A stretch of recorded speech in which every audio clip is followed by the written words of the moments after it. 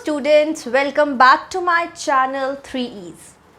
So, पिछली class में हमने आई गेस दो रिएक्शंस कवर कर लिए थे, कॉम्बिनेशन एंड एक्सोथर्मिक रिएक्शन.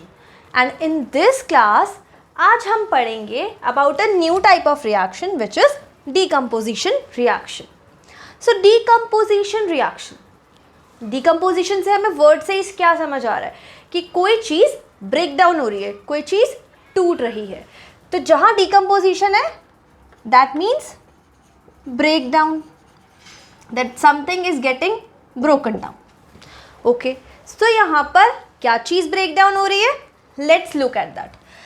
तो यहाँ पर अगर हमारा एक रिएक्टेंट है A, this is our reactant, ये ब्रेक डाउन हो जाएगा into many products. So that means ये ब्रेक डाउन हो जाएगा बी, सी और शायद डी में भी. Okay, so if I have to define, अगर मुझे डीकम्पोजिशन रिएक्शन को डिफाइन करना हो तो मैं बोलूँगी decomposition reaction is a reaction in which a single reactant breaks down into many products, or even I can write into two or more products. That is the simple definition of decomposition reaction. So let us look onto the examples of decomposition reactions which are there in your book in the form of some activities. So पहले हम आएंगे activity 1.5 पर. activity 1.5. Activity 1.5 आपसे बोल रही है कि आप बॉइलिंग ट्यूब में कुछ फेरस सल्फेट के क्रिस्टल्स लो. अब फेरस सल्फेट के crystals, first let me write down the formula of ferrous sulphate. This is ferrous sulphate. So ferrous sulphate के क्रिस्टल्स कैसे दिखते हैं, कौन से कलर के होते हैं, this is very important from the examination point of view. So let me tell you that इसका कलर होता है green. They are green in colour. इसके क्रिस्टल्स होते हैं ग्रीन इन कलर, जो कि आप यहाँ देख भी रहे होंगे. सो अब हुआ क्या, मैंने बॉइलिंग ट्यूब में एक्टिविटी 1.5 के अकॉर्डिंग फेरस सल्फेट के क्रिस्टल्स लिए. नाउ दीज आर क्रिस्टल्स, तो मैं इसकी स्टेट मेंशन करूँगी in my chemical equation. So this is solid state. Now when I heat it, this is the symbol of heat and I am writing it here also. यहाँ पे लिख भी दिया मैंने, और ये सिंबल होता है हीट का. तो जब इसको मैं बॉईल करूँगी स्लोली मैं ये ऑब्जर्व करूँगी कि ये जो ग्रीन कलर के क्रिस्टल थे, ब्यूटीफुल ग्रीन कलर, ये कलर ही इसका चला गया और ये एकदम से बेरंग हो गए, यानी कि ये एकदम से कलरलेस हो गए. तो ऐसा क्यों हुआ, तो जैसे ही ये कलरलेस हो गया कुछ, वो जो पाउडर था अवेलेबल, तो मुझे समझ आया कि पहले था ग्रीन कलर, अब हो गया colourless.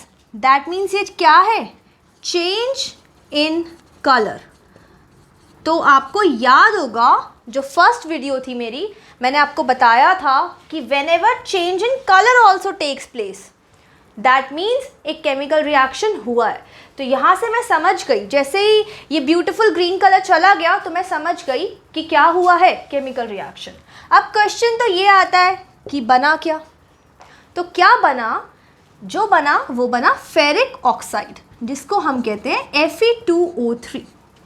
This is known as ferric oxide, और इसके कलरलेस क्रिस्टल्स होते हैं. तो ये चीज़ रह गई. साथ में मैंने ऑब्जर्व करा कि दो गैसेस एस्केप हुई हैं. So one is sulphur dioxide and the other one is sulfur trioxide. So this happened in this chemical reaction. So मैंने दो चीज़ें ऑब्जर्व करी यहाँ पे. पहले चीज़ मैंने देखा कि कलर चेंज हुआ और साथ ही साथ गैसेस इवॉल्व हुई. तो ये दोनों के दोनों मुझे ये इंडिकेट करते हैं that something is going on, something new has been formed. That means a chemical reaction has taken place. अब ये क्वेश्चन पे आते हैं, आप ज़रा इस इक्वेशन को इधर से मैच करो. एक रिएक्टेंट, कितने products, many products, and here also there are many products. So that means ये क्या हुआ है, फेरस सल्फेट ब्रेक डाउन हो गया है into many products. So this is decomposition reaction. Now let me balance this equation. Balancing of equation मैं आपको next class में समझाऊंगी in the next video. So अब question ये आता है, ये ऐसा हुआ क्यों, इसका कलर ग्रीन क्यों था और इसका कलर कलरलेस क्यों था। यहाँ पे कंसेप्ट आता है वाटर ऑफ क्रिस्टलाइजेशन का। किसका concept, water of crystallisation. So water of crystallisation था क्या, एक्चुअली में ये जो FeSO4 जो ग्रीन कलर के क्रिस्टल्स होते हैं इनका फॉर्मूला होता है FeSO4.7H2O। सो जब मैंने इसको क्या करा, हीट, तो ये जो 7H2O इसके जो वाटर के मॉलिक्यूल्स थे ये इवेपोरेट हो गए, और जब ये इवेपोरेट हो गए तो it just left with this thing FeSO4. So this is the ferrous sulfate thing without water molecule, जिसका further reaction हुआ आगे and you got ferric oxide. So this is the concept of water of crystallization. Water of crystallization होता है number of water molecules attached in a crystal, जो कि उसको उसका वो कलर देते हैं। For an example, copper sulphate का कलर भी ब्लू होता है, पर हम उसको बॉईल करेंगे तो उसका कलर भी कलरलेस हो जाएगा। क्यों, क्योंकि उसका कलर ब्लू उसके वाटर ऑफ क्रिस्टलाइजेशन की ही वजह से है। सो आई होप आपको ये वाला कंसेप्ट तो बहुत क्लियरली समझ आ गया होगा। And this activity, so now अब हम देखते हैं कैल्शियम कार्बोनेट। हमें एक एग्जाम्पल दे रखा है NCERT में, ऐसे ये एक्टिविटी की फॉर्म में नहीं रिटन, बट ये आपको ऐसे लिखा हुआ है कि अब हम देखेंगे कि कैल्शियम कार्बोनेट का जब डीकम्पोजिशन होता है, दैट मीन्स जब मैं इसको ब्रेक डाउन करती हूँ, ठीक है, तो क्या होता है। तो अब मैं इसको ब्रेक डाउन कर रही हूँ, again I am giving heat to this. So calcium carbonate ये मार्बल का भी फॉर्मूला है और इसको हम लाइमस्टोन भी बोलते हैं। लाइमस्टोन हो गया, और इसको क्या बोलेंगे, calcium carbonate. Now when I heat it, तो क्या हुआ, तो मैंने देखा कि again I got something new. What I got, I got quick lime and CO2 gas निकल गई। क्विक लाइम, इसको लाइम भी बोलते हैं और इसको कैल्शियम ऑक्साइड भी बोलते हैं। क्या बोलते हैं, the chemical name is calcium oxide because calcium and oxygen is there, so chemical oxide. तो आप इसको इससे कंपेयर करो, again one reactant and how many products, 2 products. So that means again it is an example of decomposition reaction. तो आपको ये समझ आ गया होगा। अब ये जो लाइम होता है या क्विक लाइम होता है, इसका यूज़ आ जाता है कि mention one use of quick lime और कैल्शियम ऑक्साइड। सो इसका एक यूज़ क्या है, इसका यूज़ ये है कि इसको हम सीमेंट इंडस्ट्रीज़ वाले यूज़ करते हैं टू मेक सीमेंट। तो ये बहुत ज़्यादा यूज़ का हमारा प्रोडक्ट है। सो this is another example of decomposition reaction. Now let's move on to activity 1.6 of your NCERT book. So in activity 1.6, यहाँ पर मुझे बोला गया now take some lead nitrate in a boiling tube. So what is the formula of lead nitrate? Pb is lead, nitrate is NO3. ठीक है, और इसकी valency 1 होती है तो यहाँ पे रहेगा, इसकी 2 होती है तो ये यहाँ पे आ जाएगा। So this is lead nitrate. So lead nitrate जब मैंने बॉइलिंग ट्यूब में ली, अगेन मुझे बोला गया कि आप इसको ना थोड़ा गरम करो, इसको हीट दो। अब जब मैंने इसको गरम करा, इसको हीट करा, सो मैंने देखा ब्राउन कलर की फ्यूम्स इवॉल्व आउट हो रही है। This was the observation. आपसे प्रैक्टिकल में वाइवा में क्वेश्चंस पूछ सकते हैं, इवन इन MCQ, कि जब लेड नाइट्रेट को हीट करा गया तो which colour fumes got evolved out, so it was brown colour. Now जो कि ब्राउन कलर के फ्यूम्स आएंगे, हमने देखा इस एक्टिविटी में, वो इसी की वजह से आए। नाइट्रोजन डाइऑक्साइड की जो गैस है जब ये इवॉल्व्ड आउट हुई, सो इसी के ब्राउन फ्यूम्स आए, जिससे मुझे पता लगा कि कोई केमिकल रिएक्शन हुआ। ये मुझे पता लगा ब्राउन कलर की जब गैस इवॉल्व आउट हुई। अब कौन सा हुआ है, तो अब अगेन देख लो, एक रिएक्टेंट है और इतने सारे प्रोडक्ट्स, तो कौन सा हुआ है, डीकम्पोजिशन रिएक्शन। बिल्कुल सही। अब बार बार मैं बोले जा रही हूँ हीट करेंगे, हीट करेंगे, हीट यहाँ पे भी करा, पहले फेरस सल्फेट के क्रिस्टल्स को भी हीट कर दिया, अब लेड नाइट्रेट को भी हीट कर दिया, सबको हीट करके हमने तोड़ दिया। यानी कि जितने भी थे रिएक्टेंट्स, हमने जैसे ही इनको हीट करा, इन्होंने तो अपने आप को ब्रोक डाउन कर लिया इनटू मैनी प्रोडक्ट्स। तो इसका मतलब हुआ क्या कि हीट देने से अलग हो रहे हैं। तो ऐसा रिएक्शन जिसमें हीट देकर हम बहुत सारे प्रोडक्ट्स में उसको ब्रेक डाउन कर लेते हैं, किसको, रिएक्टेंट्स को, तो ऐसे डीकम्पोजिशन रिएक्शन को बोलते हैं thermal decomposition reaction. So all these reactions are known as thermal decomposition reaction. यानी कि ये thermal decomposition reaction के एग्जाम्पल हैं। अब ऐसा क्यों, अब आपको याद करने के लिए थोड़ा तो इजी होना चाहिए, क्योंकि इतना सारा सिलेबस है याद करने के लिए। सो थर्मल का मतलब ही क्या होता है, हीट। कहीं पे भी थर्मल लिखा हो ना तो आप समझ जाना that is that something is associated with heat, that is heat itself। जैसे हम थर्मस भी बोलते हैं, है ना, तो उसमें हीट वो रहती है। वैसे ही थर्मल, तो थर्मल में हमने क्या करा, हीट करा, हीट करके क्या कर दिया, तोड़ दिया इनटू मैनी प्रोडक्ट्स। किसको तोड़ दिया, अपने आप को नहीं, रिएक्टेंट्स को तोड़ दिया। सो एक रिएक्टेंट को तोड़ा into many products. So this is decomposition reaction, and which decomposition, thermal decomposition reaction। now एक और इस तरह का decomposition reaction होता है। so अब मैंने आपको बताया था कि decomposition reaction में हमने अभी तक heat देकर ही decompose करा, यानी कि heat देकर ही break down करा। अब हम पढ़ेंगे कि decomposition reaction में electricity का भी यूज़ होता है ताकि रिएक्टेंट ब्रेक डाउन हो जाए मैनी प्रोडक्ट्स में। इसका सबसे बेस्ट एग्जाम्पल होता है electrolysis of water. Electrolysis of water, जहाँ पर मैं वाटर को ब्रेक डाउन करती हूँ, किस में होगा ब्रेक डाउन, हाइड्रोजन और ऑक्सीजन गैस में। हाइड्रोजन गैस और ऑक्सीजन गैस में ये वाटर का क्या हो जाएगा, ब्रेक डाउन। सो ये कैसे होगा, अब मैंने बोला इलेक्ट्रोलाइसिस, तो इलेक्ट्रो से क्या समझ आया, क्या समझ आया, इलेक्ट्रिसिटी। लाइसिस यानी कि ब्रेक डाउन करेंगे, तो इलेक्ट्रोलाइसिस में हम इलेक्ट्रिसिटी का यूज़ करेंगे। हमारा जो रिएक्टेंट है क्या, वाटर, इसको ब्रेक डाउन करने में इनटू हाइड्रोजन एंड ऑक्सीजन। अब यहाँ देखो ऑक्सीजन, इसको थोड़ा बैलेंस कर लेते हैं जल्दी से।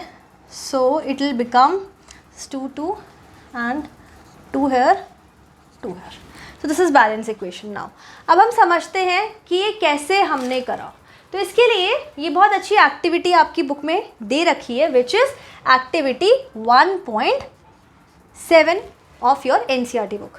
तो इसमें है क्या, इसमें हमने एक प्लास्टिक मग लिया है और उसके बेस पर हमने ड्रिल करके दो ये इलेक्ट्रोड्स को, रॉड्स को हमने इंसर्ट कर दिया है। ठीक है, ये दोनों रॉड्स जो हैं इसको हमने क्या कर दिया, इंसर्ट कर दिया। उसके बाद हमने इंसर्ट करने के लिए कि आगे गिरे ना, यहाँ पे एक रबर स्टॉपर लगाया। तो पहले हमने ड्रिल करा, रबर स्टॉपर लगाया और इसको इंसर्ट करा। अब जब इंसर्ट करा तो हमें इसमें वाटर भी डालना था, तो हमने वाटर भी डाल दिया। इस मग को हमने वाटर से फिल कर दिया और यहाँ पे हमने इस दोनों इलेक्ट्रोड्स को एक 6 वोल्ट की बैटरी से कनेक्ट कर दिया और एक स्विच भी दिया है ऑन ऑफ करने के लिए। अब करेंगे क्या, अब हमने ली 2 टेस्ट ट्यूब्स, दोनों में हम डालेंगे वाटर और उसको कर देंगे उल्टा, इन्वर्टेड करके दोनों इलेक्ट्रोड्स के ऊपर एक एक टेस्ट ट्यूब आ जाएगी जिसमें क्या था, वाटर। ठीक है, अब इसको थोड़ा सा कंडक्टिंग बनाने के लिए कि ये इलेक्ट्रिसिटी कंडक्ट हो, मैं इसमें कुछ बूंदे डाल दूंगी। किसकी ड्रॉप्स डालूंगी, डाइल्यूट सल्फ्यूरिक एसिड या नॉर्मल आप सल्फ्यूरिक एसिड कॉन्सेंट्रेटेड भी यूज़ कर सकते हो। सो मैंने इसमें डाल दिया सल्फ्यूरिक एसिड। अब सल्फ्यूरिक एसिड से ये कंडक्टिंग हो गया। अब जब मैंने स्विच ऑन करा तो करंट फ्लो करेगा, इलेक्ट्रिसिटी फ्लो हुई। तो मैंने अब इसमें एक चीज़ ऑब्जर्व करी। मैंने इस रिएक्शन में क्या ऑब्जर्व करा? मैंने ऑब्जर्व करा कि ये जो दोनों टेस्ट ट्यूब्स थी इन पे बबल्स बन रहे हैं। इनमें था क्या? वाटर। अब बन रहे हैं बबल्स, तो बबल्स तो तब बनते हैं जब क्या निकलती है कहीं से? गैस, और वो वाटर को डिस्प्लेस करती है, तभी बबल्स बनते हैं।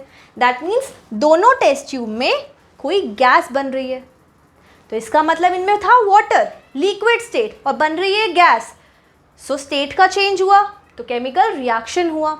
अब जब केमिकल रिएक्शन हुआ तो मुझे समझ आया कि केमिकल रिएक्शन हो रहा है, तो मैं समझ गई कि ये वाटर क्या हो रहा है? Break down using what? Electricity. तो this is electrolysis of water. अब पता कैसे लगा कि यही दोनों गैसेस बनी? तो मैं कुछ टाइम बाद ये टेस्ट ट्यूब्स बिल्कुल सीधी करके निकाल लूँगी, ठीक है। अब निकालने के बाद मैं क्या करूँगी इसके साथ? मुझे कैसे पता इसमें हाइड्रोजन है और इसमें ऑक्सीजन है? एक में ज़्यादा बबल्स है, एक में कम बबल्स है। तो ये मुझे ऐसे पता लगा कि जब मैंने दोनों टेस्ट ट्यूब्स को लिया और दोनों टेस्ट ट्यूब्स के सामने मैंने बर्निंग मैचस्टिक जलाई, तो जो हाइड्रोजन गैस जिस टेस्ट ट्यूब में एक्यूमुलेटेड थी वहाँ पे पॉपिंग साउंड आई। तो मुझे समझ आ गया इस वाली टेस्ट ट्यूब में क्या है? Hydrogen gas.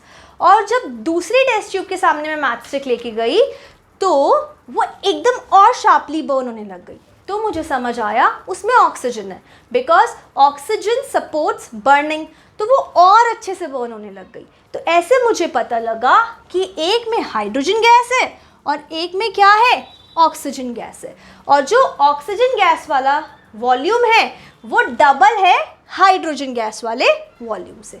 तो ऐसे मुझे इस एक्टिविटी से समझ आया कि वाटर का ब्रेक डाउन कैसे होता है by using electricity, which is known as electrolysis of water. तो ये भी एक डिकम्पोजिशन रिएक्शन है, ठीक है। अब सी डिकम्पोजिशन रिएक्शन का तीसरा तरीका किसी भी रिएक्टेंट को ब्रेक डाउन करने का। अभी तक हमने दो तरीके देख लिए कि एक तो हम हीट देकर रिएक्टेंट को ब्रेक डाउन कर सकते हैं, दूसरा हमने देखा इलेक्ट्रिसिटी को हम यूज़ कर सकते हैं to break down the reactant, तीसरे में हम यूज़ करेंगे लाइट को। लाइट यहाँ हम सनलाइट यूज़ कर रहे हैं, ठीक है। सो सनलाइट यूज़ कर रहे हैं क्या ब्रेक डाउन करने में? तो एक्टिविटी 1.8 में आपको बोला हुआ है कि कुछ सिल्वर क्लोराइड एक हम चाइना डिश में ले लें। तो चाइना डिश आपको पता है फ्लैट सी थोड़ी सी कर्व्ड होती है, ठीक है। उसमें हमने सिल्वर क्लोराइड लिया। अब जब सिल्वर क्लोराइड लिया हमने उसमें, उसको हमने प्लेस करा इन सनलाइट। तो जब सनलाइट में हमने उसको प्लेस करा, इसका आपसे कलर पूछा जाए तो this is a white colour. तो दिस इज़ सिल्वर क्लोराइड और इसका कलर क्या है? वाइट। अब जब ये वाइट कलर की सिल्वर क्लोराइड को हमने कुछ टाइम के लिए सनलाइट में रखा तो इसका कलर हमें चेंज होता हुआ दिखा। अब कलर चेंज हुआ, इसका मतलब क्या हो रहा है? फिर से केमिकल रिएक्शन हो रहा है। तो अब क्या बन रहा है? तो हमने देखा सिल्वर बन गया सॉलिड और ये क्लोराइड गैस फॉर्म में निकल गया बाहर। सो this is a balance reaction. अब जब सिल्वर बना तो इसका कलर हो गया ग्रे, ठीक है। सो हमें पता लगा कि वाइट से हो गया ग्रे, हुआ है रिएक्शन, और ये रिएक्टेंट ब्रेक डाउन हो गया दो प्रोडक्ट्स में। तो कैसा रिएक्शन हुआ? Decomposition reaction. अब ये कैसे हुआ? सनलाइट यूज़ करके। तो इसको बोलेंगे photolytic, photolytic decomposition reaction, photolytic decomposition reaction, ठीक है। अब इसका एक और एग्जाम्पल आपकी बुक में दे रखा है विच इज सिल्वर ब्रोमाइड। अब हमने सिल्वर क्लोराइड की जगह क्या लिया है? सिल्वर ब्रोमाइड लिया है। अब सिल्वर ब्रोमाइड जो होता है ये येलो कलर का होता है, sorry silver bromide, so this is AgBr। तो इसको क्या बोलते हैं? Silver bromide. तो ये जो सिल्वर ब्रोमाइड होता है हमने इसको भी किसके नीचे प्लेस करा, सनलाइट के अंदर हमने इसको प्लेस करा। फिर से देखा कि येलो कलर अब ख़त्म हो रहा है, फिर से ये क्या हो रहा है, फिर से ये ग्रे कलर हो रहा है, यानी कि फिर से सिल्वर अलग हो रहा है और ब्रोमीन गैस इवॉल्व आउट हो गई। सो ये फिर से क्या हो जाएगा, ग्रे कलर का। सो हमें समझ आया कि ये जो है ये भी ब्रोकन डाउन हो गया by using what, by using sunlight. तो हमें समझ आया ये भी क्या है, फोटोलाइटिक। फोटो मीन्स लाइट, तो लाइट से डीकम्पोजिशन रिएक्शन हो रहा है। तो ये दोनों इसके एग्जाम्पल्स थे। अब आपसे यूज़ पूछा जाएगा ये रिएक्शन दोनों AgCl का ब्रेकडाउन और AgBr का ब्रेकडाउन ये कहाँ करा जाता था पहले।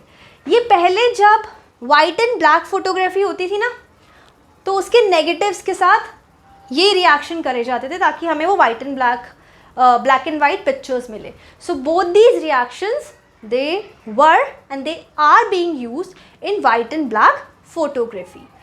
तो हमने आज ये चीज़ ऑब्जर्व करी, जितने भी रिएक्शन रहे, चाहे वो फोटोलाइटिक डिकम्पोजिशन था, इलेक्ट्रोलाइसिस था जिसमें हमने इलेक्ट्रिसिटी करके डिकम्पोज करा, या हीट वाला था यानी कि थर्मल डिकम्पोजिशन था, इन सब में हम एनर्जी दे रहे हैं और एनर्जी देकर उसको हम ब्रेक डाउन कर रहे हैं। दैट मीन्स एनर्जी उसको मिल रही है, वो एनर्जी एब्जॉर्ब कर रहा है। तो ऐसे रिएक्शंस जो एनर्जी को एब्जॉर्ब कर लेते हैं, एनर्जी बाहर नहीं देते, एनर्जी को जो एब्जॉर्ब कर लेते हैं, ऐसे reactions, all these reactions come under the category of endothermic reaction. तो मैं इन सब रिएक्शंस को एक कैटेगरी में डाल सकती हूँ जिसको मैं बोल सकती हूँ endothermic reaction. Endothermic reaction. So endo means inside, तो हीट इज गोइंग इनसाइड, ठीक है। तो इसमें एनर्जी इज गोइंग इनसाइड, इसको आप ऐसे भी ले सकते हो। तो एनर्जी जब भी एब्जॉर्ब हो रही है रिएक्शन में, that is an example of endothermic reaction. जैसे कि हमने कॉम्बिनेशन रिएक्शन के टाइम पढ़ा था कि एक्सोथर्मिक रिएक्शंस, क्योंकि उसमें एनर्जी क्या हो रही थी, बाहर निकल रही थी, तो उसमें एनर्जी इवॉल्व आउट हो रही थी। एक्सो मीन्स बाहर, वैसे ही इसमें एनर्जी एब्जॉर्ब हो रही है। तो एंडोथर्मिक रिएक्शंस में क्या हो रहा है, एनर्जी क्या हो गई, एब्जॉर्ब्ड हो गई। So all these reactions come under the category of endothermic reaction. तो आज हमने पूरा डिकम्पोजिशन रिएक्शंस ख़त्म कर दिया, अच्छे से समझ लिया, और साथ ही साथ हमने एंडोथर्मिक रिएक्शन भी बहुत अच्छे से समझ लिया। आई होप आपको बहुत अच्छे से समझ आया हो। फिर भी अगर आपके कोई भी डाउट्स रह गए हो ना, आप कमेंट सेक्शन में उसको मेंशन करो, उसको मेंशन करोगे, मैं उससे देखूंगी and I will surely reply to your questions और क्वेरीज। उसके साथ साथ आपको एक और काम करना है, आपको मुझे मेरे इंस्टाग्राम हैंडल पे फॉलो करना है। तो अब मेरा इंस्टाग्राम हैंडल क्या है, 3es.education। ओके, सो आप मुझे 3es.education इंस्टाग्राम पे फॉलो कीजिए, और साथ ही साथ do like my video and you need to subscribe my channel, share the video and press the bell icon to get all the notifications regarding my channel. Thank you and have a good day. See you soon.